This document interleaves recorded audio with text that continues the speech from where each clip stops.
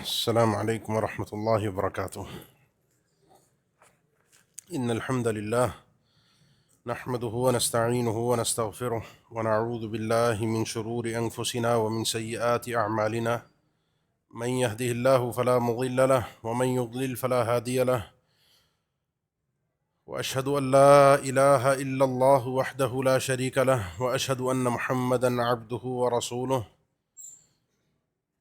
اللهم صل على محمد وعلى آل محمد كما صليت على إبراهيم وعلى آل إبراهيم إنك حميد مجيد. اللهم بارك على محمد وعلى آل محمد كما باركت على إبراهيم وعلى آل إبراهيم إنك حميد مجيد. أما بعد، فإن أصدق الكلام كلام الله، وخير الهدي هدي محمد صلى الله عليه وسلم، وشر الأمور محدثاتها، وكل محدثة بدعة، وكل بدعة ضلالة، وكل ضلالة في النار. أعوذ بالله من الشيطان الرجيم. بسم الله الرحمن الرحيم. زين للناس حب الشهوات من النساء والبنين والقناطير المقنطرة من الذهب والفضة والخيل المسومة والأنعام والحرث، ذلك متاع الحیاة الدنیا واللہ عنده حسن المآب۔ اللہ تعالیٰ بھائیوں کا، بزرگوں کا یہاں آنا قبول فرمائے، اور یہ جو محفلیں ہوتی ہیں دین کی، یہ بڑی بابرکت محفل ہوتی ہے۔ اس میں اللہ تعالیٰ کے فرشتے، وہ فرشتے جن کی ڈیوٹی یہی ہے کہ وہ ایسی محفلوں میں حاضر ہوں جہاں اللہ کا ذکر ہو رہا ہے، اور وہاں آ کر بیٹھ جائیں اور اللہ کا ذکر سنیں، وہ تلاش کرتے ہیں، جس طرح کہ صحیح مسلم کی حدیث میں ہے کہ اللہ تعالیٰ ایسے لوگوں پر فخر کرتا ہے، ایسے لوگوں کے اوپر اپنی طرف سے رحمت اور سکینت نازل فرماتا ہے۔ فرشتے ایسی محفل کو پروں سے ڈھانپتے ہیں، اور چونکہ یہاں اللہ کو یاد کر رہے ہوتے ہیں تو اللہ تعالیٰ ملائے اعلیٰ میں ان لوگوں کا ذکر کرتا ہے۔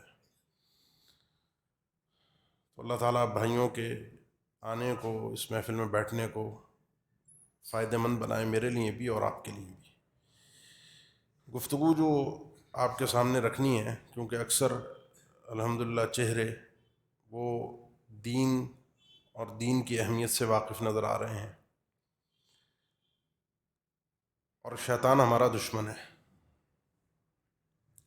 جو بگڑ گیا، جو برباد ہو گیا، اس کو، شیطان کو اس کی اتنی پرواہ نہیں ہے جتنا وہ میرے اور آپ کے پیچھے لگا ہوا ہے۔ اسی لیے اللہ کے نبی صلی اللہ علیہ وسلم نے صحابہ کی جب تربیت کی تو فرمایا کہ ان الشیطان قد ایس من ان یعبدہ المصلون۔ شیطان اس جزیرہ عرب میں اس بات سے تو اب مایوس ہو چکا ہے کہ یہ جو خاص اللہ کے نمازی موحد بندے ہیں، صحابہ کرام ہیں، یہ اس کی عبادت کریں، شرک میں مبتلا ہوں۔ تربیت اللہ کے نبی صلی اللہ علیہ وسلم نے توحید کے حوالے سے بڑی گہری اور مضبوط اور ٹھوس کی تھی، لیکن فرمایا وَلَكِنَّ التَّحْرِيشَ بَيْنَهُمْ، لیکن شیطان ان کے درمیان بھی تحریش میں کامیاب ہوگا۔ تحریش کا مطلب آپس میں ایک دوسرے کے خلاف دلوں میں وسوسے ڈالنا، ایک دوسرے کے خلاف کرنا، ایک دوسرے کے متعلق سوء ظن پیدا ہو جانا، اور جو پھر آپ دیکھتے ہیں کہ صحابہ کے آخری ادوار میں جو ان کے اختلافات ہوئے،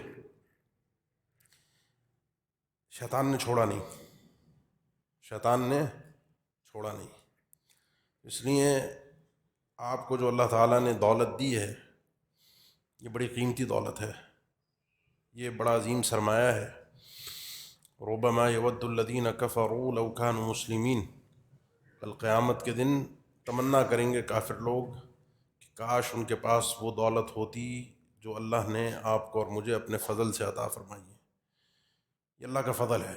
وَلَكِنَّ اللَّهَ حَبَّبَ إِلَيْكُمُ الْإِيمَانَ وَزَيَّنَهُ فِي قُلُوبِكُمْ وَكَرَّهَ إِلَيْكُمُ الْكُفْرَ وَالْفُسُوقَ وَالْعِصْيَانَ أُولَٰئِكَ هُمُ الرَّاشِدُونَ فَضْلًا مِّنَ اللَّهِ وَنِعْمَةً وَاللَّهُ عَلِيمٌ حَكِيمٌ۔ صحابہ کرام سے اللہ نے فرمایا، اللہ تعالیٰ نے تمہارے لیے خود پسند فرمایا ہے ایمان کو، اور اس کو تمہارے دلوں کی زینت اور خوبصورتی بنا دیا، اتار دیا تمہارے دلوں میں، رچ بس گیا ایمان۔ اللہ نے تمہارے لیے مکروہ کر دیا ہے، ناپسند کیا ہے اللہ نے کفر، فسوق اور عصیان، کسی بھی قسم کے گناہ، اللہ کی نافرمانی، چھوٹے بڑے گناہ اللہ نے تمہیں ان سے بچا کر رکھا ہے۔ یہ بڑے راشد لوگ ہیں، ہدایت یافتہ لوگ ہیں، اور یہ اللہ کا فضل اور اس کی نعمت ہے۔ فضلا من اللہ و نعمہ، یہ اللہ کا فضل اور اس کی نعمت ہے۔ اس ایمان پر، اس ہدایت پر، ان مسجدوں میں آنا، اللہ کے دین سے جڑنا، صحیح عقیدے کا حاصل ہو جانا، دین اسلام کی غیرت کا مل جانا، یہ دیکھیے ذرا باہر نکل کے دنیا کے احوال نفسہ نفسی کے دور میں، یہ سوائے اللہ کے فضل اور اس کی نعمت کے کچھ اور نہیں ہے۔ دنیا میں اس وقت بھی، اس سے پہلے بھی، اس کے بعد بھی بڑی انسانیت تھی، لیکن اللہ نے چن چن کر اپنے چاہنے والوں کو، جن سے اللہ نے محبت کی، ان کو مدینہ میں اکٹھا کر کے اللہ کے نبی صلی اللہ علیہ وسلم کا صحابی بنایا۔ اور وہاں کئی ایک ایسے رہنے والے تھے اس خطے کے، اس علاقے کے، جو مکہ میں رہتے ہوئے مشرک رہے، ایمان نہ لائے، اور مدینہ میں رہتے ہوئے منافق بن گئے، ایمان کی دولت سے محروم رہے۔ یہ بڑی قیمتی چیز ہے، اس کی حفاظت کیجیے، اس کی حفاظت کی فکر کیجیے۔ کوئی بھی چیز، کوئی بھی معاملہ، کوئی بھی بات، کوئی بھی فکر، کوئی سوچ، کوئی آپ کا قدم، کوئی حرکت، کوئی نظر، کوئی آپ کے قلم سے لکھا جانے والا حرف، کوئی آپ کی زبان سے ہونے والا لفظ، سوچئے پہلے کہ یہ میرے ایمان کے لیے خطرناک تو نہیں، نقصان دہ تو نہیں۔ اگر ہے تو پیچھے ہٹ جائیے، رک جائیے، تاکہ میرا ایمان سلامت رہے، میں کسی جاہل بیوقوف کے لیے اپنے ایمان کو داؤں پر نہ لگاؤں۔ تو یہ آپ کی بڑی قیمتی دولت ہے، آپ کا ایمان، آپ کا عقیدہ، آپ کی سوچ، آپ کی فکر۔ اس کو جو دیندار ہوتے ہیں نا، ابلیس جو ہے، وہ ایک جملہ اردو میں محاورتاً استعمال ہوتا ہے کہ رگ رگ سے واقف ہونا۔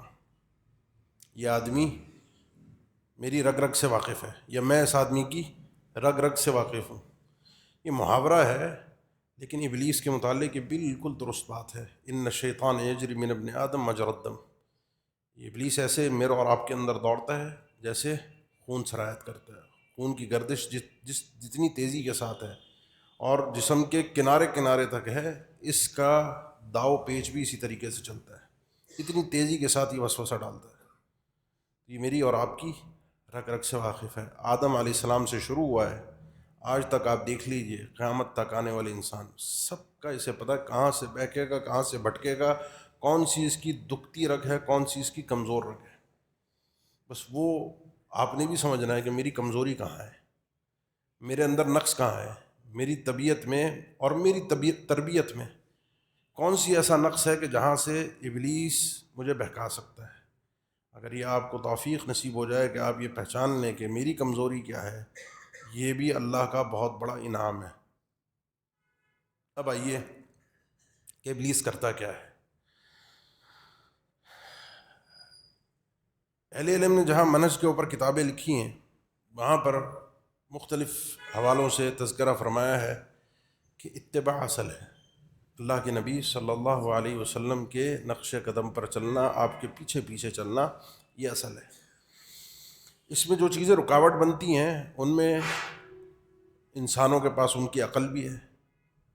بہت سے لوگ آج عقل پرست جو ہیں، وہ دین اسلام کی جو مخالفت کرتے ہیں کہ اللہ کے نبی کا یہ فرمان، یہ حدیث عقل کے خلاف ہے، ہماری عقل میں یہ بات نہیں آ رہی۔ اور ہر دور میں اس عقل کو پوجا گیا ہے، اس عقل کی عبادت کی گئی ہے۔ افلاطون کے، ارسطو کے، ان کے فلسفے جب سے چلے یونان سے، پھر یہ اسلام اور مسلمانوں کے پاس پہنچے، اور پھر جس طریقے سے مسلمانوں نے اس کی پرستش کی، اور جس طریقے سے اللہ کے نبی صلی اللہ علیہ وسلم اور قرآن مجید کی آیات کے ساتھ کھیلا گیا، وہ تو اپنی ایک جگہ ایک تاریخ ہے، اور بڑی دکھ بھری تاریخ ہے۔ لیکن آج کے اس دور میں یہ فتنہ مزید سر چڑھ کے بول رہا ہے کہ دین اسلام کی کون سی باتیں عقل سے موافقت رکھتی ہیں اور کون سی نہیں۔ اس میں بڑی لمبی چوڑی بات ہو سکتی ہے، میں بس صرف توجہ آپ کی اتنی دلانا چاہوں گا کہ آج اگر آپ کی عمر 30 سال ہے، 40 سال ہے، اور آپ کوئی بات کہتے ہیں عقل کی بنیاد پہ، ممکن ہے کہ 60 سال کی عمر میں پہنچیں اور آج کی اپنی کہی ہوئی بات جو آپ نے عقل کی بنیاد پر کہی تھی 60 سال کی عمر میں آپ خود ہنس رہے ہیں اس پر کہ میں نے کیا کہہ دیا تھا. ہوتا ہے نہیں ہوتا ایسے؟ جیسے جیسے انسان اپنے تجربے اور تجزیے میں بڑھتا ہے آگے، مشاہدات سے اس کو کسب اور حاصل ہوتا ہے، تو اس کے بعد اس کے دیکھنے کے زاویے پلٹ جاتے ہیں. ہماری عقل کی تو حالت یہ ہے کہ کان پر بعض اوقات قلم لگا ہوا ہوتا ہے اور ہم قلم ڈھونڈ رہے ہوتے ہیں. ہوتا ہے نہیں ہوتا ایسے؟ کئی دفعہ میں نے دیکھا بھی، ایک آدھ دو دفعہ ہمارے ساتھ بھی ہوا، اپنے ہی ہاتھ میں موبائل ہے اور انسان موبائل تلاش کر رہا ہے، میرا موبائل کہاں رکھا ہوا ہے، اور ہم اللہ اور اس کے رسول کے فرامین کو یہ بتا رہے ہیں کہ یہ بات صحیح ہے، ہماری عقل کے موافق ہے، اور یہ بات موافق نہیں ہے. یہ پوجا گیا ہے عقل کو. مشرکین جن بتوں کو پوجتے تھے، وَيَعْبُدُونَ مِن دُونِ اللَّهِ مَا لَا يَنفَعُهُمْ وَلَا يَضُرُّهُمْ، یہ لوگ جو اللہ کے علاوہ دوسروں کی عبادت کرتے ہیں وہ چیزیں جو نہ ان کو نفع پہنچا سکتی ہیں نہ نقصان. غیر اللہ کی عبادت کیوں ہوتی تھی؟ کہ ہمیں یہ فائدہ پہنچائیں گے اور نقصان سے محفوظ رکھیں گے، اولاد دے گا، یہ رزق دے گا، یہ بارش برسائے گا، یہ زمین سے ہماری پیداوار بڑھا دے گا، یہ خوش ہوگا تو ہمارے لیے ہمارے دشمنوں کے خلاف ہماری حفاظت فرمائے گا، یہ ہمیں اس نقصان سے بچائے گا. یہ بت ایسے ہی ہے نا. عقل وہ بھی یہی ہے. آپ کے لیے فائدہ کیا ہے، آپ کا نقصان کس چیز میں ہے، آپ طے کرتے ہیں. ابھی سیڑھیوں سے آپ باہر اتر کے جائیں گے، مسجد سے سیڑھیاں ہیں، آپ کو پتہ ہے، آپ کی عقل بتائے گی اس سیڑھیوں سے نیچے کیسے اترنا ہے. پیروں کو آہستہ آہستہ کر کے ایک پیر اوپر رکھ کے دوسرے کو نیچے رکھنا ہے. اگر آپ ان سیڑھیوں پر ویسے ہی چلے جیسے آپ سیدھی ہموار زمین پر چلتے ہیں تو آپ منہ کے بل گر جائیں گے. یہ آپ کی عقل ہے جو آپ کو بتاتی ہے کہ یہاں پر آپ نے قدم ایسے اٹھانا ہے اور یہاں پر آپ نے قدم اس طریقے سے رکھنا ہے. آپ کا فائدہ اس میں ہے، اگر آپ نے کام کیا تو آپ اس نقصان سے بچ جائیں گے. یہ بھی عقل ہے. اس عقل سے بڑھ کر ایک چیز ہے اللہ کی شریعت، اللہ کا دین. اور اللہ تعالیٰ قرآن مجید میں بار بار یہ ہمیں ذکر فرماتا ہے، الا یعلم من خلق، کیا وہ اللہ جس نے پیدا کیا وہ نہیں جانتا؟ بلکہ تشریعی معاملات کے اندر، حدود کے معاملات کے اندر جہاں اللہ نے اپنے قوانین ذکر کیے، قرآن مجید میں سورۃ النور کے اندر حدود ذکر کی، زنا کی حد ذکر کی، حد قذف ذکر کی، فحاشی کے متعلق اللہ تعالیٰ نے گفتگو فرمائی کہ یہ معاشرے میں پسندیدہ عمل نہیں اللہ کے نزدیک. اللہ نے فرمایا یہ سارے احکامات جو اللہ نے تمہیں دیے ہیں، واللہ یعلم وانتم لا تعلمون، اللہ جانتا ہے، تمہارے پاس کوئی علم نہیں ہے، اللہ کے پاس علم ہے. تمہیں اچھے اور برے کی اپنی اتنی تمیز ہی نہیں ہے. کیوں؟ کیونکہ تمہاری عقل کا خالق بھی اللہ ہے. جس اللہ نے اس عقل کو پیدا کیا اور مجھے اور آپ کو پیدا کیا، وہ بتا رہا ہے کہ اس میں کہاں نقص ہے، کہاں یہ پوری ہوتی ہے، کہاں خامی ہے. اس کو ہم کس طریقے سے اپنی وحی سے پوری کر رہے ہیں. تو وہ آدمی کامیاب ہے جو اپنی عقل کو، جس کو ہم سمجھ ہماری ہوتی ہے، عقل نہیں ہوتی، ہماری سمجھ ہوتی ہے. میری سمجھ اللہ کی شریعت کے خلاف ہوتی ہے، میں اس کو عقل قرار دیتا ہوں اور اس کو عقل کل مان کر اللہ کے دین کے مقابلے میں لا کر کھڑا کر دیتا ہوں. میری سمجھ کی شریعت پابند نہیں ہے.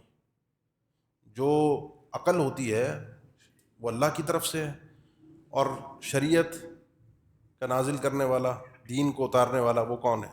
وہ بھی رب العالمین ہے. ایسا کیسے ہو سکتا ہے کہ جس چیز کا مصدر ایک ہو، اللہ کی وحی ہو، اور خالق عقل کا وہ بھی اللہ ہو، اور ان دونوں چیزوں میں تضاد ہو؟ یہ ممکن نہیں ہے. وَلَوْ كَانَ مِنْ عِنْدِ غَيْرِ اللَّهِ لَوَجَدُوا فِيهِ اخْتِلَافًا كَثِيرًا، اگر یہ کلام الہی قرآن مجید اگر اللہ کے علاوہ کسی اور کی طرف سے ہوتا تو ممکن نہیں تھا کہ اس میں اختلاف نہ ہو. اختلاف ہوتا ہے. ہماری تحریرات میں، تقریرات میں میری بہت سی باتیں ایسی ہوں گی ابھی اس تھوڑی سی دیر کی گفتگو میں کہ کچھ باتوں میں آپ کو آپس میں تضاد ملے گا، کیونکہ میں انسان ہوں، میں ناقص ہوں. تو میری سمجھ شریعت اس کی پابند نہیں ہے، عقل کی میری سمجھ کی پابند نہیں ہے. باقی جو عقلی مسلمات ہیں ان کی رب العالمین نے کہیں ہمیں نہیں کہا کہ اس کی مخالفت کرو، کہیں ہمیں نہیں کہا رب العالمین نے کہ آگ نہیں جلاتی، کہیں ہمیں رب العالمین نے یہ نہیں کہا کہ پانی غرق نہیں کرتا، ڈبوتا نہیں ہے. لیکن جہاں کہیں کہا، بتایا کہ ابراہیم علیہ السلام کو آگ نے نہیں جلایا، موسیٰ علیہ السلام اور ان کی قوم کے لوگ پانی میں غرق نہیں ہوئے، فرعون ہو گیا، تو اس کو ہم کیا کہتے ہیں؟ معجزہ، جو عقل کو عاجز کر دیتا ہے. اب مسئلہ یہ ہے کہ جو لوگ دیکھ رہے ہیں اپنی آنکھوں سے، انہوں نے تو منظر دیکھا ہے، عقل کہتی ہے ایسا ہو نہیں سکتا، آنکھوں سے دیکھ رہے ہیں. اب دو میں سے ایک چیز ہے، یا عقل کو جھٹلاتے ہیں یا آنکھوں دیکھا جھٹلاتے ہیں. آنکھوں دیکھا کہتے ہیں کہ ہم نہیں مانتے، نہیں ابراہیم علیہ السلام جل گئے، اپنی آنکھوں سے دیکھا نہیں جلے. اپنی آنکھوں سے دیکھا کہ موسیٰ علیہ السلام اور ان کے ساتھی بچ گئے اور فرعون اور اس کا لشکر پورا غرق ہو گیا. وَأَغْرَقْنَا آلَ فِرْعَوْنَ. اب یہ انسان اپنی آنکھوں دیکھا جھٹلا دے یا اپنی عقل کو کہے کہ نہیں. اور اسی لیے بہت سے ہمارے جو آئے بر صغیر میں دنیا کے اندر جو فلسفے سے متاثرین ہوئے، اسی لیے ان کی آپ تفسیریں اٹھائیں تو آپ کو دیکھیں گے کہ ان کی تفسیروں میں قرآن مجید کی معجزات کا انکار ملتا ہے. میں نے ذکر کیا ایک بڑا طویل ٹاپک ہے، اس پہ امید ہے کہ آپ میں سے اکثریت الحمدللہ مبتلا نہیں ہوگی. اور اگر کہیں کوئی شکوک اور شبہات آتے بھی ہیں نا تو اس کو اللہ کے سپرد کر دیں، اللہ کے دین پر ایمان رکھنا سیکھیں. پرانے دور کے جو معتزلہ تھے، عقل پرست تھے پرانے دور کے، وہ اللہ کے نبی صلی اللہ علیہ وسلم کی حدیث کا باقاعدہ مذاق اڑاتے تھے. ملحد تھے، عقل پرست تھے، اور دیندار اپنے آپ کو سمجھتے کہ ہم اصل دین کے ماننے والے ہم ہیں. تو وہ پروپیگنڈا اس دور میں بھی تھا. یہی دیندار لوگ مولوی ملا ان کے خلاف القابات ایسے ایجاد کرنا، مضحکہ خیز، ان کی تضحیک کرنا، ان کا استہزاء کرنا، جس سے لوگ ان سے دور ہوں. اور یہاں رک کر میں آپ کو کہوں، یقین جانے آپ میں سے جو شخص اللہ کے دین کا کام کرتا ہو، اللہ کے دین پر کاربند ہو، اس کی داڑھی کا، اس کے پانچوں کا، اس کے چلنے کا، اس کے اٹھنے بیٹھنے کا اگر مذاق اڑایا جاتا ہے تو یہ بڑی سعادت کی بات ہے، کیونکہ حق والوں کا ہمیشہ مذاق اڑایا گیا ہے. وَلَقَدِ اسْتُهْزِئَ بِرُسُلٍ مِّن قَبْلِكَ فَحَاقَ بِالَّذِينَ سَخِرُوا مِنْهُم مَّا كَانُوا بِهِ يَسْتَهْزِئُونَ. آپ سے پہلے جتنے رسول آئے ہیں ان کا سب کا استہزاء ہوا ہے، مذاق اڑایا گیا ہے، حالانکہ وہ اللہ والے بندے تھے. نوح علیہ السلام سے یہ سلسلہ شروع ہوتا ہے مذاق اڑانے کا. ان کے مخالفین سورہ ہود میں 12ویں پارے میں آپ اٹھا کر دیکھیے کیا کیا ان کو تانے نہیں دیے. ما نراک الا اتبعک ہم ارادلنا بادی الرأی. ہمارے ساتھ جو لوگ ہیں جو ایمان لائے ہیں، موٹی عقل والے معاشرے کے بیکار کن ذہن لوگ ہیں، ان کو کوئی تمیز ہی نہیں ہے معاشرے میں جینے کی، جو آج تک یہی تانا چلا آ رہا ہے. آج تک تانا وہی ہے، باتیں وہی ہیں. تو یہ سعادت کی بات ہے. تو اگر کوئی آپ کو اس طرح کی باتیں کہہ کر اپنے آپ کو بڑا دیندار ظاہر کرتا ہے، اور سلسلہ وہی ہے آج بھی سارا، جتنے یہ دماغ کے عقل پرست لوگ ہیں ان سب کا سلسلہ جا کر یہ معتزلہ سے جڑتا ہے، جو اہل اسلام کے فرق میں سے. اور معتزلہ نے سارا کا سارا فلسفے سے لیا، یونانی فلسفے سے. ان میں اس دور میں اللہ کے نبی صلی اللہ علیہ وسلم کا انہوں نے مذاق اڑایا، فرمان کا. حدیث کیا تھی؟ اللہ کے نبی صلی اللہ علیہ وسلم کا فرمان ہے، اذا استيقظ احدكم من نومه، جب تم میں سے کوئی شخص نیند سے بیدار ہو تو اپنے ہاتھ کو ڈائریکٹ برتن میں نہ ڈال دے. پانی اس دور میں برتنوں میں ہوتا ہے، نل ول تو نہیں ہوتے تھے، برتنوں میں، ٹب میں، پیالے میں بھرا رکھا ہوتا تھا. تو ڈائریکٹ اس میں پانی میں ہاتھ نہ ڈالے، پہلے اس برتن سے انڈیل کر اپنے ہاتھ کے اوپر پانی ڈال کے ہاتھ کو دھو لے. کیوں؟ فَإِنَّهُ لَا يَدْرِي أَيْنَ بَاتَتْ يَدُهُ. اس شخص کو پتہ نہیں ہے رات جب یہ سویا تھا تو رات اس کا ہاتھ کہاں کہاں گیا تھا، اس کے ہاتھ میں رات کہاں گزاری. بھائی نجاست گندگی لگی بھی ہو سکتی ہے نا. آپ اس برتن میں ہاتھ ڈالیں گے، ہو سکتا ہے وہ نجاست اس میں چلی جائے. اس نے پہلے اپنے ہاتھوں کو دھو لیں، اس کے بعد اس برتن میں ہاتھ ڈال کے کلی ناک میں پانی ڈالنا، وضو کرنا، جو بھی کرنا ہے آپ ڈائریکٹ برتن میں ہاتھ ڈال کے پانی نکال لیجیے. مذاق اڑایا کہ جی آپ سوئے میں آپ کا ہاتھ رات کہاں گزارتا ہے، کہاں گزارتا ہے. اگر میں یہاں سویا ہوں تو میرا ہاتھ کوئی کسی دوسرے تیسرے گھر میں تھوڑی جائے گا. میں یہاں سویا ہوں، میرا ہاتھ امریکہ میں تھوڑی ہو کر آئے گا، میرا ہاتھ تو میرے ساتھ ہے. اس حدیث کا کیا معنی ہے میرا ہاتھ رات کہاں گزارتا ہے؟ بات سمجھ آ رہی ہے نہیں آ رہی؟ مذاق اڑا دیا، حدیث کو رد کر دیا. اب اس زمانے کے اندر آ کر آپ دیکھیں گے کہ وہ جن کو ہم ترقی یافتہ قرار دیتے ہیں، اپنے سے بہت مہذب قوم سمجھتے ہیں، وہ تو ہمیں کہتے ہیں دن میں 3 دفعہ اپنے دانتوں کو رگڑو، رات کو سوتے ہی برش کرو، صبح اٹھتے ہی برش کرو، اپنے ہاتھوں کو دھو. کرونا آیا تھا نا، میں کتنی دفعہ ہم سے ہاتھ دھلوائے تھے. کم سے کم 20 سیکنڈ یا 40 سیکنڈ رگڑتے رہو ہاتھ کو، وہ جراثیم مرے گا نہیں جب تک آپ نے 20 سیکنڈ سے کم اگر دھویا. کہتا ہے نہیں کہتا؟ میرا ہاتھ تو میرے ساتھ ہے، اس پہ کون سا جرثوم آ کے لگ گیا کہ جا کے میں 20 سیکنڈ دھوں. کسی مذاق اڑانے والے نے مذاق یقین جانیے نہیں اڑایا. ان کا اللہ اور اس کے رسول کے فرامین پر اتنا اعتبار نہیں ہوتا جتنا ان کا کسی مغربی، امریکی، یورپی سائنسدان، سائنٹسٹ یا کوئی ان کے مفکر ہوتے ہیں، وہ چاہے ہوا میں کوئی بات پھینک دے، ان کو یہ ہوتا ہے کہ بس اس نے کہی ہے، وہ بعد میں اگرچہ غلط بھی ثابت ہو جائے. پہلے انہوں نے کہا سورج چلتا نہیں ہے، زمین چلتی ہے، پھر سورج کو بھی چلا دیا انہوں نے. کسی نے پچھلے والی کی بات کا مذاق نہیں اڑایا. لیکن یہاں اللہ اور اس کے رسول کی بات کا مذاق اڑانے والا آپ کو ہر در پہ نظر آئیں گے. عقل کبھی بھی زمانے کے لحاظ سے، وقت کے لحاظ سے بدلتی نہیں ہے، جگہ کے لحاظ سے تبدیل نہیں ہوتی. عقلی مسلمات جو یہاں ہیں وہی امریکہ میں ہیں. عقلی مسلمات جو 100 سال پہلے تھے، 1000 سال پہلے تھے، 5000 سال پہلے تھے، آج بھی وہی ہے. کوئی تبدیلی عقلی مسلمات میں نہیں آتی. ہاں، میری فکر میں، میری سوچ میں، میری سمجھ میں تبدیلی آتی ہے، جس پر اثر تربیت کا بھی ہوتا ہے، ماحول کا بھی ہوتا ہے، افکار کا بھی ہوتا ہے. دیکھنے والی چیزیں، سننے والی چیزیں میری سمجھ پر اثر انداز ہوتی ہیں، اور میں اپنی سمجھ کو عقل قرار دے کر اللہ اور اس کے رسول کے احکامات پر حاکم بنا دیتا ہوں. آپ کی سمجھ کی بڑی اہمیت ہے شریعت میں. شریعت نے شراب کو حرام کیا ہے تاکہ آپ پی کر بہک نہ جائیں. پینے والے پر حد بھی ہے، تعزیراً اس کے اوپر حاکم کو اختیار ہے کہ تعزیراً اس کو سزا دے جو شراب پیتا ہے، اور صحابہ اکرام نے رکھی بھی سزا. کیوں؟ تاکہ آپ کی عقل کی حفاظت ہو سکے. قرآن مجید آپ کو بار بار کہتا ہے افلا تعقلون، افلا یعقلون، افلا یتدبرون القرآن. عقل سے کام نہیں لیتے، عقل سے سمجھتے نہیں، غور و فکر نہیں کر رہے. عقل کو اہمیت پوری شریعت نے دی ہے. حیثیت کیا ہے؟ ابن تیمیہ رحمہ اللہ بڑا خوبصورت جملہ کہتے ہیں، عقل کی اور شریعت کی حیثیت کیا ہے؟ جو قاضی اور گواہ کی ہوتی ہے. شریعت قاضی ہے اور گواہ عقل ہے. گواہ اپنی گواہی پیش کرتا ہے، قاضی اس کو قبول بھی کرتا ہے. قاضی کو لگتا ہے گواہی درست نہیں ہے، قاضی رد بھی کر دیتا ہے. آپ اپنی عقل سے بات کو سمجھیے ضرور، لیکن اللہ اور اس کے رسول کے فرامین پر قاضی کے سامنے پیش کر دیجئے. قاضی قبول کر لیتا ہے، بہت اچھی بات ہے. قاضی اگر رد کر دیتا ہے تو قاضی کو پورا اختیار ہے شاہد کی شہادت کو رد کرنے کا. اتنی سی بات اگر انسان کو سمجھ میں آ جائے، پھر یہ آدمی کامل متبع بنتا ہے. یہ پہلی ایک چیز تھی جو رکاوٹ بنتی ہے انسان کے اللہ کے دین پر صحیح طریقے سے چلنے میں. یہ دینداروں کے لیے ہیں، دیندار اس میں اپنی عقل کے گھوڑے جب دوڑاتے ہیں ان کے لیے ہیں.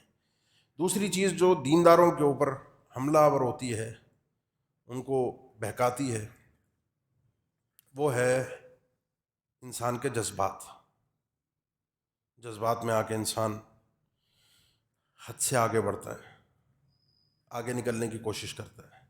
وہ جو آپ حدیث سنتے ہیں، اللہ کے نبی صلی اللہ علیہ وسلم کے ازواج کے پاس 3 لوگ آئے، عبادت کا سوال کیا، اور پھر کہا، منبر و محراب سے بیان ہوتی ہے، میں ساری زندگی روزے رکھوں گا، میں ساری رات سوؤں گا نہیں، میں شادی نہیں کروں گا. اللہ کے نبی صلی اللہ علیہ وسلم نے تینوں کا رد فرمایا کہ یہ طریقہ درست نہیں ہے. یہ کیا تھا؟ سمجھیے، وہ جو چیز ایک حد میں دی گئی ہے نا، اس حد سے انسان جب آگے بڑھ رہا ہے، اور کیوں بڑھ رہا ہے؟ عبادت ہی کر رہا ہے، عبادت میں آگے بڑھ رہا ہے دین کی بنیاد پر، لیکن جذبات ہیں، اور وہ جذبات انسان کو غلط راہ پہ لے کے جا رہے ہیں. یہ بہت کم لوگ سمجھ پاتے ہیں. جب وہ دین کی طرف آتے ہیں، جذبات زیادہ ہوتے ہیں، بھڑکے ہوئے ہوتے ہیں، ان جذبات کی بنیاد پر بات بھی کرتے ہیں، دین کے غلبے کی کوشش بھی کرتے ہیں، دین کے لیے سوچتے بھی ہیں، لیکن وہ جذبات ہمیشہ شریعت کے تابع ہونے چاہیے. صلح حدیبیہ کے موقع پر سیدنا عمر بن خطاب رضی اللہ تعالیٰ عنہ نے جب ساری یہ شرطیں دیکھیں، معلوم ہے نا آپ کو شرطیں کیا طے ہوئی تھی، معاہدہ کیا طے ہوا تھا. یہ اللہ کے دین کی دور اندیشی ہے. اللہ کے نبی صلی اللہ علیہ وسلم نے جو شرطیں طے کی تھیں، اس میں جو حکمت تھی، جو فائدے تھے، وہ مکہ کی فتح تھی ساری. اسی لیے کئی ایک صحابہ کہتے تھے تم فتح مکہ کو فتح سمجھتے ہو، ہم صلح حدیبیہ کو فتح سمجھتے ہیں. صلح حدیبیہ کیوں فتح ہے؟ کیونکہ یہاں سے مکہ کی فتح کی بنیاد رکھی گئی. دیکھیں، عرب میں مکہ کا ایک مقام تھا. مکہ پر حملہ کرنا، اللہ نے اس کو شروع سے، اللہ کے نبی صلی اللہ علیہ وسلم کا فرمان ہے ان اللہ حرم مکہ تھا، شروع سے اللہ تعالیٰ نے اس مکہ کو حرم بنایا. یہاں پر لڑائی جھگڑا، فساد، قتل و غارت گری حرام ہے، کوئی کر نہیں سکتا. کسی جانور کو مارنا منع ہے، پرندے کو قتل کرنا منع ہے، وہاں کے پتوں کو اکھاڑنا، درخت کو اکھاڑنا منع ہے. وہ امن کی جگہ ہے، پرندوں کو بھی، جانوروں کو بھی، ان درختوں کو بھی، ان پتوں کو بھی امن ملے گا. ومن دخلہ کان آمنا. لڑائی جھگڑا کیسے؟ اور یہ عرب مانتے تھے.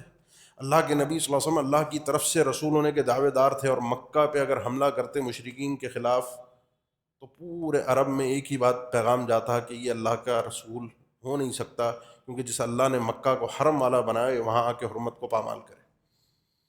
اب وہ معاہدہ طے ہوا، اس معاہدے کی جب مخالفت قریش نے کی، اب دنیا کو یہ پتہ ہے کہ معاہدے کی مخالفت کرنا اس دور کے بھی لوگوں کو یہ ناقابل برداشت ہے۔ اللہ کے نبی صلی اللہ علیہ وسلم نے حملہ کیا، اللہ کے نبی نے فرمایا کہ اللہ نے دن کی ایک گھڑی، وَإِنَّمَا أُحِلَّتْ لِي سَاعَةٌ مِّن نَّهَارٍ، دن کی ایک گھڑی اللہ نے میرے لیے حلال کی ہے۔ میری اس ایک گھڑی کو جواز بنا کر آگے کوئی شخص آ کے یہاں قتال کرنا چاہے، لڑائی جھگڑا کرنا چاہے، حرام ہے اس کے لیے، دوبارہ قیامت تک یہ مکہ شہر حرمت والا قرار دے دیا گیا ہے۔ کوئی کسی کو اجازت نہیں میری اس استثناء کی بنیاد پہ کہ اللہ کے نبی نے کیا تھا تو لہٰذا یہاں کوئی فتنہ فساد ہو، کوئی جھگڑا ہو تو قتال کیا جا سکتا ہے، لڑا جا سکتا ہے، نہیں۔ حجاج بن یوسف نے بھی یہ کام کیا تو اس کو حدیث سنائی گئی تو اس نے اپنی تعویلات پیش کی تھی مکہ پہ، جب سیدنا عبداللہ بن زبیر رضی اللہ تعالیٰ عنہ کے خلاف اس نے حملہ کیا تھا۔ اللہ کے نبی گئے بھی اور قتال نہیں ہوا، حلال ہوا تھا، آپ کی نیت تھی، لیکن قتال ہوا نہیں، جو پوری باقاعدہ جنگ تھی وہ نہیں ہوئی۔ یہ تھی فتح مکہ جس کا آغاز ہوا تھا صلح حدیبیہ سے۔ اب شرائط سیدنا عمر کو سمجھ میں نہیں آئی، سیدنا ابوبکر کے پاس گئے رضی اللہ تعالیٰ عنہ، ان سے جا کر کہا کیا ہم حق پر نہیں ہیں؟ سیدنا ابوبکر نے کہا ہم حق پر ہیں۔ کیا یہ اللہ کے رسول نہیں ہیں؟ فرمایا اللہ کے رسول ہیں۔ کیا اگر یہ لڑتے ہیں تو کیا اللہ کے نبی اور ہماری اللہ تعالیٰ کی طرف سے مدد نہیں آئے گی؟ فرمایا آئے گی۔ تو کہا کہ یہ جو شرطیں ہیں جن پر موافقت ہو رہی ہے یہ کوئی سمجھ میں آنے والی شرطیں نہیں، اس میں تو ہم کم تر اور کمزور محسوس ہو رہے ہیں۔ سیدنا ابوبکر نے کہا کہ یہ شرطیں ہیں کون اس کو طے کر رہا ہے؟ اللہ کے نبی صلی اللہ علیہ وسلم۔ تو اس کے بعد دوسری بات کرنے کی گنجائش بنتی نہیں، کیا حق ہے کیا نا حق ہے، یہ فیصلہ میں اور آپ اپنے جذبات سے نہیں کریں گے، یہ فیصلہ ہم یہ دیکھیں گے کہ اللہ کے نبی نے کیا ہے، بس یہی حق ہے۔ سیدنا عمر کے جذبات تھے دین کے غلبے کے لیے، دین کی غیرت تھی، رہا نہیں گیا، پھر اللہ کے نبی صلی اللہ علیہ وسلم کے پاس گئے۔ اللہ کے نبی صلی اللہ علیہ وسلم کے پاس جا کر پھر آپ سے بھی بالکل یہی سوالات کیے، اور سید اللہ کے نبی صلی اللہ علیہ وسلم نے بھی یہی جوابات دیے، ہم حق پر ہیں، میں اللہ کا رسول ہوں۔ پھر آپ نے فرمایا، جب انہوں نے سوال کیا اللہ کے نبی پھر یہ شرائط، تو آپ نے فرمایا عمر میں اللہ کا رسول ہوں۔ میں کون ہوں؟ اللہ کا رسول ہوں۔ اگر یہ چیزیں میں طے کر رہا ہوں تو یہ اللہ کے دین کا غلبہ، غیرت، اللہ کے دین کے حوالے سے جو حمیت ہے یہ میرے اندر تمہارے سے زیادہ ہے۔ اگر یہ میرا فیصلہ ہے تو یہ میرا نہیں ہے، میں رسول اللہ ہوں، اللہ کا رسول ہوں، یہ اس کا مطلب اللہ کی طرف سے۔ اس پہ اس لیے احتراز کی بات بنتی نہیں ہے۔ کہتے ہیں بس پھر میں آگے بڑھ گیا، اب واپسی کا سفر شروع ہوا، میں تو کہتے ہیں اپنی سواری آگے آگے بھگا رہا تھا، میرا مقابلہ کرنے کی، سامنا کرنے کی ہمت ہی نہیں تھی۔ میں اتنی باتیں کر چکا تھا، مجھے تو اپنے ایمان پہ خطرہ ہو گیا تھا پکا کہ میرا ایمان باقی نہیں، میں نے اتنی باتیں کر کیسے دیں۔ حتیٰ کہ پیچھے سے آواز آئی کہ اللہ کے نبی عمر تمہیں بلا رہے ہیں۔ عمر رضی اللہ عنہ کو آواز دی گئی کہ اللہ کے نبی بلا رہے ہیں۔ کہتے ہیں بس میری ایک تو جان نکل گئی کہ میرے بارے میں کوئی آیتیں نازل ہو چکی ہیں کہ میں اتنی جو باتیں کی ہیں کہ عمر کوئی منافق بن چکا ہے۔ گھبراتے گھبراتے چونکہ حکم تو تھا پہنچا، پھر اللہ کے نبی صلی اللہ علیہ وسلم نے خوشخبری سنائی، انا فتحنا لک فتحا مبینا والی آیات، کہ اللہ نے، اللہ کی وحی نازل ہوئی ہے۔ کہتے ہیں زندگی بھر میں نے چونکہ یہ باتیں تو میں نے کر دی تھیں، بات آئی گئی ہو گئی، بات میں سمجھ گیا تھا، لیکن اس کے بعد زندگی کے اندر میں نے بڑے بڑے کارنامے اسلام کی سربلندی کے لیے سر انجام دیے تاکہ اللہ میری اس خطا کو بخش دے۔ میری اس تھوڑی سی گفتگو جو میں نے کر دی تھی جذبات میں آ کر، اللہ اس کو بخش دے۔ یہ جو جذبات ہیں اس کا مطلب بڑے خطرناک ہے۔ وہاں تو چونکہ اللہ کے نبی صلی اللہ علیہ وسلم تھے، سیدنا ابوبکر تھے، سمجھانے والا کوئی تھا، بات جا کر سمجھ گئے۔ آپ یقین جانیے ہمارے پاس جب جذبات آتے ہیں تو ہمارے جذبات کے اندر پہلے سے جو پروپیگنڈا شامل ہوتا ہے، مولویوں کو کیا پتہ، مولویوں کو کچھ نہیں آتا، یہ تو کھانا پینا جانتے ہیں، یہ تو چندہ خور ہیں، یہ اس قسم کے، یہ اس قسم کے۔ پھر مولویوں کے پاس کوئی سیکھنے، علماء کے پاس کوئی پوچھنے سوال کرنے بھی نہیں جاتا، اور اپنے حساب سے اپنے جذبات سے جو اس نے دین کا مفہوم نکالا ہوتا ہے وہ اس کو ہی درست سمجھتا ہے۔ سوچیں شیطان کس طریقے سے جال بچھا رہا ہے۔ میں نے بات کا آغاز جہاں سے کیا، بات کو تھوڑا سمجھیے گا۔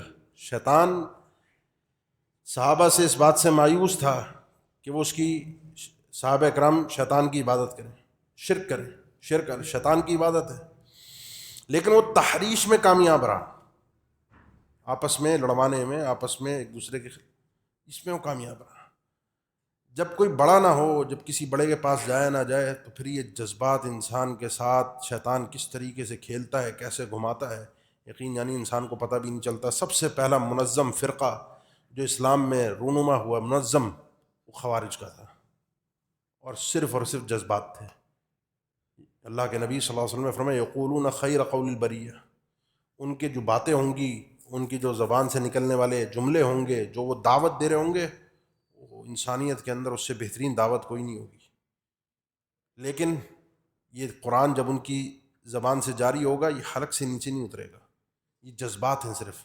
انہوں نے صحابہ کرام کو کافر قرار دے دیا، صحابہ کرام کے افکار کو، ان کے منہج کو، ان کے طریقہ کار کو نہیں لیا، اور وہاں سے وہ بہک گئے، بھٹک گئے۔ یہ سلسلہ اس دور سے شروع ہوا، لیکن اللہ کے نبی صلی اللہ علیہ وسلم نے فرمایا کہ انما الدجال سن خداعت، دجال آئے گا، لیکن دجال کے آنے سے پہلے زمانہ ایسا ہوگا جس میں پورا میزان تبدیل ہو جائے گا، سچ جھوٹ ہو جائے گا، جھوٹ سچ ہو جائے گا، امانت خیانت اور خیانت امانت۔ دیکھیے اللہ کے نبی نے فرمایا یصدق فیہ الکاذب، جس زمانے کے اندر جھوٹے آدمی کو سچا قرار دیا جائے گا، اور جو سچا آدمی ہوگا یکذب الصادق، اس کو جھوٹا قرار دیا جائے گا۔ ویخون الامین، جو امانت دار آدمی ہوگا اسے خیانت والا تصور کیا جائے گا، اور جو خائن ہوگا، جتنا بڑا کرپٹ چور آدمی ہوگا، اتنا بڑا اس کو امانت دار اور عزت دار تصور کیا جائے گا۔ فرمایا وَتَكَلَّمُ فِيهِ الرُّوَيْبِضَةُ، فِيهَا الرُّوَيْبِضَةُ، اس زمانے کے اندر رویبدہ گفتگو کریں گے۔ صحابہ نے پوچھا رویبدہ کون ہے؟ ایک روایت میں رجل الطافع کے الفاظ ہیں، ایک روایت میں فاسق کے الفاظ ہیں۔ الذي يتكلم في امر العامہ، معمولی گھٹیا قسم کا آدمی جس کی اپنی کوئی اوقات اور عزت نہیں ہے، لیکن وہ ہر معاملے میں گفتگو کرے گا، سارے بڑے بڑے معاملات کے ہر چیز میں گفتگو کرنا اپنا حق سمجھے گا، اور لوگوں کو رائے دے گا، اور ہوگا کیا، لوگ ان کی رائے کو، اس کی رائے کو قبول کریں گے۔ جب آپ کو یہ بتایا جاتا ہے، آپ لوگ دیندار ہیں، اور بہت سے دیندار لوگوں کے روپ میں سوشل میڈیا کا دور ہے، آپ کے ایک کلک پر، آپ کے ایک موبائل کے ایک بٹن دبانے پر، ایک ٹچ کرنے پر آپ کے سامنے پوری لائن کھل کر آ جاتی ہے، اور اس میں آپ دیکھیں نا، مثال کے طور پر یوٹیوب کھولتے ہیں کچھ دیکھنے کے لیے، ایک ویڈیو تو آپ نے سرچ کر لی، بعض اوقات اس کی فیڈ پر سامنے کی طرف کچھ چیزیں آپ کو خود یوٹیوب، آپ کا جو دیگر سوشل میڈیا کے پلیٹ فارمز ہیں، وہ آپ کو خود سجیسٹ کر رہے ہوتے ہیں، یہ بھی دیکھ لو، یہ بھی دیکھ لو، یہ بھی دیکھ لو، ہوتا ہے نہیں ہوتا؟ اس میں یہ کیا ہے؟ یہ توفیق الہی ہے۔ اگر آپ کے پاس صحیح چیز پہنچ جائے، اور اگر غلط چیز پہنچ جائے اور آپ اس تک چلے گئے، اس کو قبول کر لیا، اس کو ہضم کر لیا، اور پتہ بھی نہ چلا، آپ نے کہا یہ حق ہے۔ رویبدہ ہیں جو ہر مسئلے پر گفتگو کر رہے ہیں، آپ کہہ رہے ہیں یہی تو حق بول رہے ہیں، یہ تو سچ بول رہے ہیں، مولوی چھپاتے ہیں، یہ بتاتا ہے، مولویوں کو نہیں پتہ، یہ دیکھو سب حق بتا رہے ہیں۔ یقین کریں آپ کا دین بڑا قیمتی ہے، اس کو اتنا سستا مت بنائیے کہ ہر گلی کوچے کے اوپر بیٹھا ہوا بیکار قسم کا آدمی آپ کو دین دنیا ہر معاملے کے تبصرے کے اوپر لے کر چل رہا ہو، اور آپ اس کی باتیں سن رہے ہیں۔ بہت سے بھائیوں کو ہمارے یہ مسئلہ بھی ہوتا ہے غیرت، اور یہ یقین جانی ان کے اخلاص کی دلیل بھی میں کہتا ہوں، اخلاص کی دلیل ہے، اللہ کے دین کے لیے غیرت ہے، لیکن وہی جذبات ہیں، تھوڑا سا سیاست پہ گفتگو کرنا، حکمرانوں پہ گفتگو کرنا، کہ بھئی مولوی تو بولتے نہیں ہیں، درباری ملا بن کے بیٹھے ہیں، خاموش بیٹھے ہیں، حکمران اتنا سب کچھ کر رہے ہیں، بک گئے ہیں امریکہ کے آگے، باتیں۔ اب مجھے بتائیے، میں اور آپ یہاں بیٹھ کے حکمرانوں کو چار گالیاں دیں، یقین جانے آپ کے جذبات بھڑک جائیں گے، آپ کو مزہ آئے گا، آپ کہیں گے واہ واہ، آپ بھی اپنے گھر، میں بھی اپنے گھر، صبح آپ بھی ڈیوٹی پہ، کام پہ، میں بھی اپنے کام کاج پہ نکل گیا، کسی کو کوئی فرق نہیں پڑا، آج تک کوئی سسٹم نہیں بدلا۔ اور اللہ کے نبی صلی اللہ علیہ وسلم نے جو بڑے بڑے فتنے آنے کا کہا تھا، جب سیدنا حذیفہ رضی اللہ تعالیٰ عنہ، سیدنا عمر کا گفتگو ہوئی تھی کہ جو فتنے آئیں گے، وہ فتنے کب آئیں گے، تو جب حدیث بیان ہوئی کہ فتنے تو وہ ہیں صلاۃ الرجل فی اہلہ، صلاۃ الرجل، ایک انسان کا یہ نماز پڑھنا، اس کا اپنے فتنۃ الرجل فی اہلہ ومالہ تکفرہ الصیام والصلاۃ والصدقہ، ایک انسان فتنے میں مبتلا ہوتا ہے، اپنے گھر بار کام کاج میں آزمائشوں میں لگ جاتا ہے، گناہ میں مبتلا ہو جاتا ہے، کبھی نماز میں سستی، کبھی کسی چیز میں، کبھی کسی چیز میں، لیکن پھر بھی اللہ کے دین پر لگا رہتا ہے، روزے رکھتا ہے، نماز پڑھتا رہتا ہے، صدقہ کرتا رہتا ہے، امر بالمعروف نہی عن المنکر کرتا رہتا ہے، اس کی ان خطاؤں پر ایک کفارہ بن جاتا ہے۔ سیدنا عمر نے کہا میں ان فتنوں کے بارے میں نہیں پوچھ رہا، حذیفہ بن یمان سے بات ہوئی تھی بڑے فتنوں کے بارے میں، فرمایا سیدنا حذیفہ نے ان فتنوں کے آگے ایک دروازہ ہے، جب تک وہ دروازہ ہٹے گا نہیں فتنے آئیں گے نہیں۔ سیدنا عمر نے پوچھا پھر وہ دروازے کا کیا ہوگا؟ کھولا جائے گا ٹوٹے گا؟ فرمایا نہیں، اس دروازے کو توڑا جائے گا۔ عمر کو بھی پتا تھا رضی اللہ تعالیٰ عنہ، حذیفہ رضی اللہ عنہ کو بھی پتا تھا کہ وہ دروازہ سیدنا عمر خود تھے فتنوں کے آگے، اور توڑنے سے مراد ان کی شہادت تھی۔ ان کی شہادت کے بعد خلافت آئی کس کی؟ سیدنا عثمان کی۔ اس کے بعد دیکھیے آج تک مسلمانوں میں بڑے بڑے فتنے جو رونما ہیں آج تک بھی، ان کا آغاز سیدنا عثمان کے دور سے ہوا ہے۔ سیدنا عثمان رضی اللہ تعالیٰ عنہ کے متعلق پروپیگنڈا، اپنوں کو نوازتے ہیں، رشتہ داروں کو دیتے ہیں، کرپٹ آدمی ہے، صحیح طرح سے حکومت نہیں چلا رہے، اپنے خاندان کو بنو امیہ کو قابض کر دیا حکومتی عہدوں پر۔ آج بھی یہ سنتے ہیں نا، اس دور میں بھی یہ پروپیگنڈا تھا، باتیں تھیں، لوگ پہنچ گئے جی حکومت ہٹاؤ، گراؤ، ختم کرو، قتل کرو، جذبات، اللہ کا دین نافذ ہو جائے گا۔ ایک صحابی رسول کو قرآن پڑھتے ہوئے شہید کر دیا، بتائیں کس لیے؟ اللہ کے دین کے غلبے کے لیے۔ پھر آخر کار پھر بیٹھے کہ بھئی فتنہ ہو رہا ہے معاویہ کی وجہ سے، فتنہ ہو رہا ہے علی کی وجہ سے رضی اللہ تعالیٰ عنہ، ان کو بھی مار دو۔ بالآخر عبد الرحمن بن ملجم آیا اللہ کے دین کے غلبے کے لیے، قتل کرنے کے لیے سیدنا علی کو رضی اللہ تعالیٰ عنہ، اور ان کو بھی اس نے شہید کر دیا۔ کس لیے؟ کہ اللہ کا دین غالب ہوگا۔ یہ جذبات سے شیطان کھیل کھیل کے انسان کو کہاں تک لے جاتا ہے۔ حکمرانوں کے مسئلے میں یقین جانیے ہم کسی بھی حکمران کو، کسی بھی حاکم کو معصوم نہیں سمجھتے، نہ ان کی کوئی تعظیم ہے اس طرح کی کہ ان سے غلطی سرزد نہیں ہو سکتی، نہ ان کی کوئی چاپلوسی ہے۔ مسئلہ یہ ہے کہ اللہ کے نبی نے فرمایا تھا انکم ستلقون بعدی اثرا، اپنے صحابہ سے کہا تھا تمہیں میرے بعد ترجیحات نظر آئیں گی، تم پہ دوسروں کو فوقیت دی جائے گی حکومتی معاملات میں۔ پھر دو مختلف روایات میں دو مختلف اللہ کے نبی صلی اللہ علیہ وسلم نے کام کرنے کو کہا صحابہ کو دو کام کہے، فاصبروا حتی تلقونی علی الحوض، فاصبروا صبر کرنا۔ صبر کا مطلب کیا ہے؟ مظلوم کا ظلم پر صبر کرنا، خاموش رہنا، یہ ظالم کے ظلم سے بڑا ظلم ہے۔ لوگ یہ نعرے لگاتے ہیں، ظالم کے ظلم سے بڑا ظلم کیا ہے؟ مظلوم اگر اپنی مظلومیت پر خاموش ہو جائے۔ اللہ کے نبی نے کہا ہے، حکمرانوں کے حوالے سے اللہ کے نبی نے کہا ہے کسی کو اگر حکمران کو سمجھانا ہے بالکل سمجھائے، نصیحت کرے۔ حکمران ضروری نہیں ہے کہ 100% صحیح ہو، آپ جائیں ان کو نصیحت کریں، سمجھائیں، جو جا سکتا ہے خط لکھیں، میسج کریں، اس تک پہنچنے کے لیے جائیں، اس کے کان میں جا کر بات کریں، اس کو سمجھائیں، اس کی غلطیاں اس کو بتائیں، تاکہ وہ رعایا کے لیے بہترین کام کرے۔ باقی یہاں میں اور آپ بیٹھ کے شور شرابہ کریں، ریلی شلی نکالیں، یقین جانے کوئی فائدہ نہیں، کوئی فائدہ نہیں۔ میں نے آج خطبے میں بھی بات عرض کی کہ سیدنا موسیٰ علیہ السلام اور سیدنا ہارون علیہ السلام جب فرعون اپنے پورے کبر اور طاغوتیت کے اندر آخری مقام پر پہنچ چکا تھا، ان کو بس قتل کرنا تھا، موسیٰ علیہ السلام اور آپ کے ساتھ جو لوگ تھے، آخری میں، تو اللہ تعالیٰ نے حکومت کے لیے تو بھیجا نہیں تھا موسیٰ علیہ السلام کو، ہدایت کے لیے بھیجا تھا، ایک اللہ کی عبادت کے لیے بھیجا تھا۔ اللہ نے فرمایا وَأَوْحَيْنَا إِلَىٰ مُوسَىٰ وَأَخِيهِ أَن تَبَوَّآ لِقَوْمِكُمَا بِمِصْرَ بُيُوتًا وَاجْعَلُوا بُيُوتَكُمْ قِبْلَةً وَأَقِيمُوا الصَّلَاةَ، کہ بھائی ہم نے موسیٰ علیہ السلام کی طرف اور ہارون علیہ السلام کی طرف وحی کی، اب یہ فرعون نکلنے والا ہے تمہیں قتل، تم اپنے گھروں میں بیٹھ جاؤ، اپنے گھروں میں بیٹھ کے اللہ کی عبادت کرو اور نماز قائم رکھنا، اللہ کے ساتھ تعلق نہیں ٹوٹنا چاہیے۔ یقین جانیے یہ جتنے جوش جذبے میں اللہ کے دین کے غلبے کے لیے لوگ ہوتے ہیں، میں کسی کی برائی نہیں کر رہا، یقیناً ہم سے زیادہ شاید مخلص ہوں، لیکن ان کے جملے سن کے بڑا دکھ ہوتا ہے جب یہ کہتے ہیں نمازوں کے پوجا پاٹ کرنے والے مولوی ملا جب وقت قیام آیا تو سجدے میں گر گئے۔ موسیٰ علیہ السلام اور ہارون علیہ السلام وقت قیام تھا نا کہ فرعون کے سامنے کھڑے ہوتے، اللہ نے سجدے میں گرا دیا ان کو۔ میرے بھائی اللہ کا دین اللہ کے حساب سے چلے گا، میرے اور آپ کے جذبات، خواہشات یا بنائے ہوئے طور طریقے جمہوری نظام کے مطابق نہیں چلے گا۔ اس لیے اللہ کے لیے اس دین کو سمجھیے۔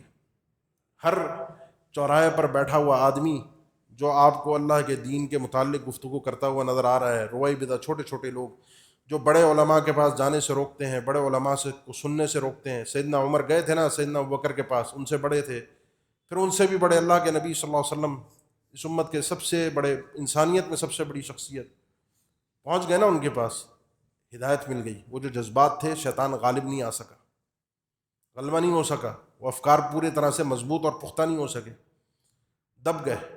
اور بڑی تربیت کے بعد پھر انہوں نے اس چیز کو سیکھا اور سمجھا، اور پھر 10 سال جو حکمرانی کی وہ آپ کے سامنے ہے. اس لیے اللہ کے دین کو سمجھنا سیکھیے، ان فطروں سے باہر نکلنا سیکھیے.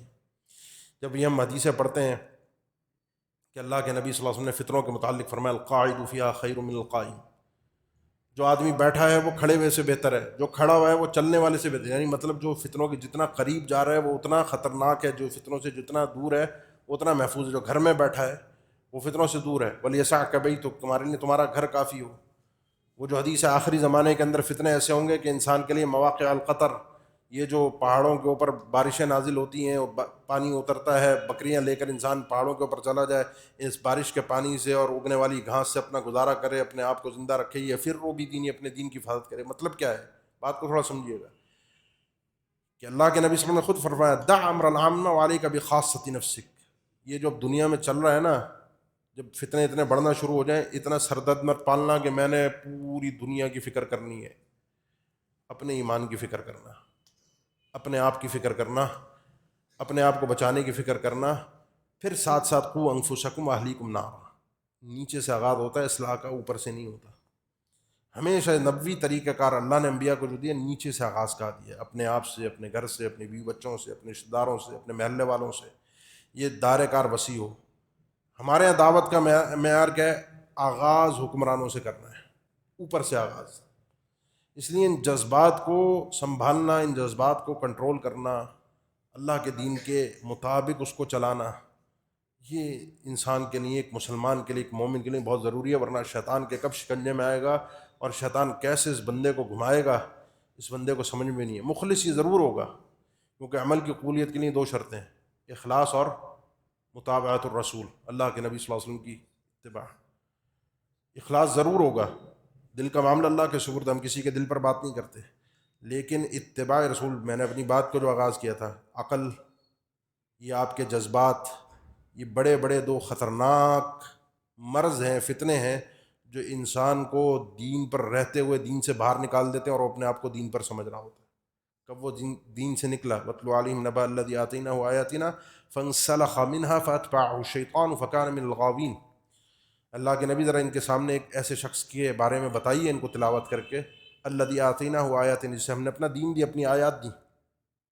ہوگا کوئی آدمی، اس کا کوئی سراتن کسی صحیح حدیث میں کوئی تذکرہ نہیں اس نام کا. بعض نے ایک نام ذکر کیا ہے لیکن وہ روایتیں صحیح نہیں، اسرائیلیات ہیں.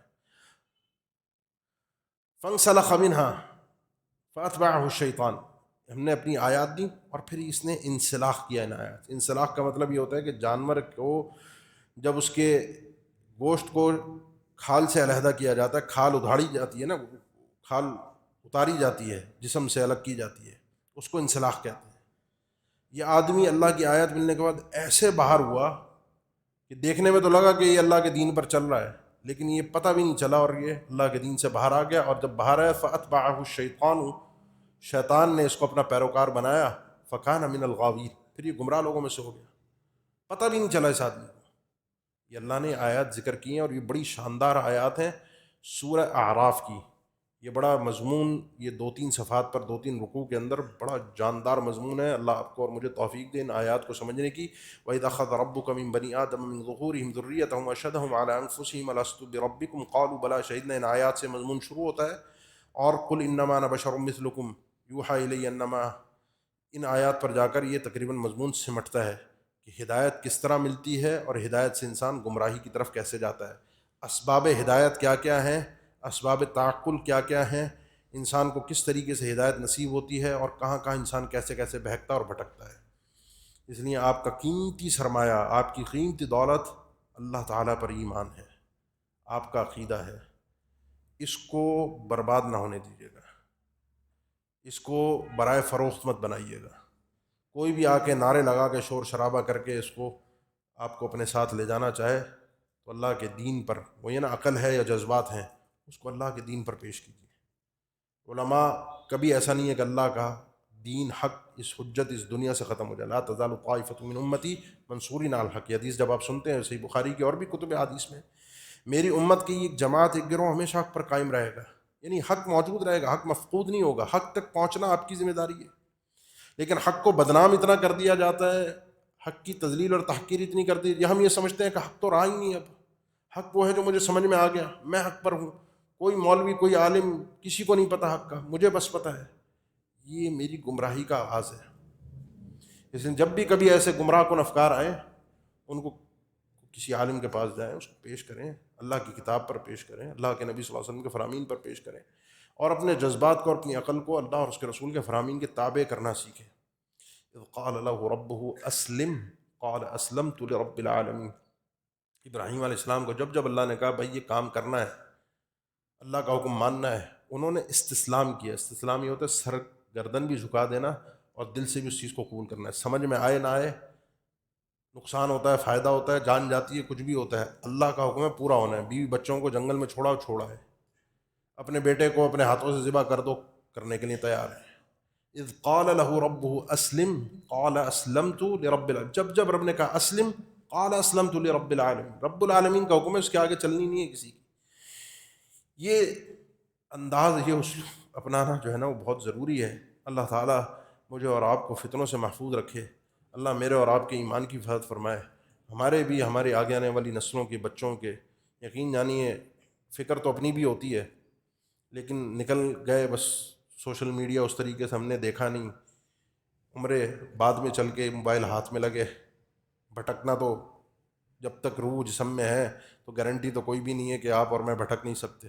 اللہ اپنے فضل سے، اپنے رحمت سے، اپنے کرم سے ہمیں ایمان پر قائم رکھے۔ لیکن آگے آنے والی نسلیں بڑا خطرناک، بڑا ہی معاملہ خطرناک ہے۔ ان بچوں کی فکر کیجئے، ان کو اللہ کے دین کی صحیح سمجھ دینے کی کوشش کیجئے، اور یہ مجھ پر اور آپ پر فرض ہے۔ یا ایھا الذین آمنوا قوا انفسکم واہلیکم نارا، اے ایمان والو اپنے آپ کو بھی جہنم کی آگ سے بچانا، اور اپنے اہل کو بھی، بیوی بچے والدین بہن بھائی رشتہ دار، بڑے اخلاص کے ساتھ، بڑے درد دل کے ساتھ ان کو بہکتا ہوا، بھٹکتا ہوا، گمراہ ہوتا ہوا دیکھ کر خوش ہو جانا، یہ سوائے جہالت اور بے وقوفی کے کچھ اور نہیں ہے۔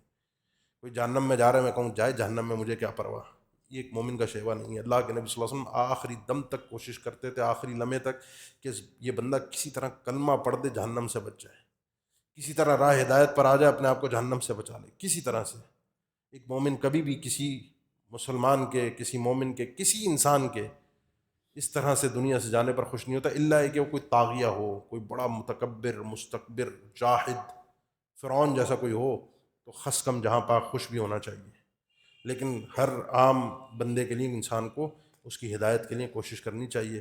اللہ تعالی ہم سب کی حفاظت فرمائے، اللہ ہمیں ایمان کی توفیق عطا فرمائے، اللہ ہمیں وہ ذرائع عطا فرمائے جس سے ہم اپنے ایمان کی حفاظت کر سکیں، اللہ ہمیں اپنا فضل عطا فرما دے، اپنی رحمت اور کرم والا معاملہ فرما دے۔ اللہ آپ بھائیوں کا یہاں آنا، اس مسجد کی انتظامیہ، آپ کی جماعت، اللہ تعالیٰ سب کی جہود قبول فرما لے۔ السلام علیکم ورحمۃ اللہ وبرکاتہ۔